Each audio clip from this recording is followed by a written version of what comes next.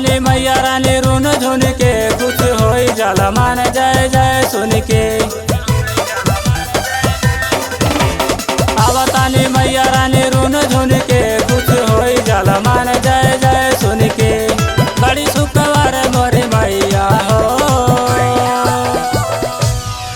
हाली हाली से अइहा मोरे सैया हो हथवा में थाली पन पतैया हो।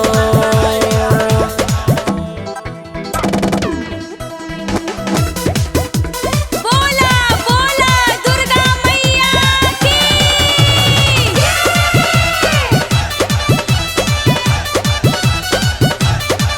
पलवलैया सुनर सुनर गौंड बासती से जाके हरवा माई के बनवैया और फूल लगवा के। पलवलैया सुनर सुनर गौंड बासती से जाके हरवा माई के बनवैया और फूल लगवा के। सैया अइहा हो हाली हाली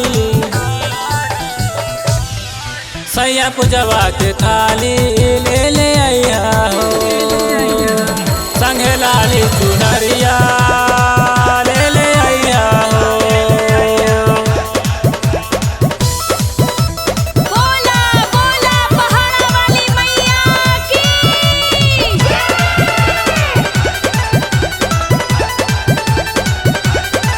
सैया करे के उपवास माई के मंदिर में जाके हमरो पूरा होई आस श्रद्धा शीश झुका के।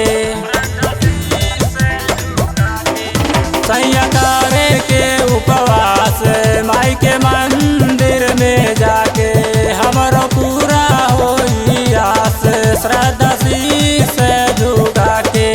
मैया सबके दुखवा हरेली हाली हाली से अइहा सुरेंद्र सैया हो लेके पूजवा के थाली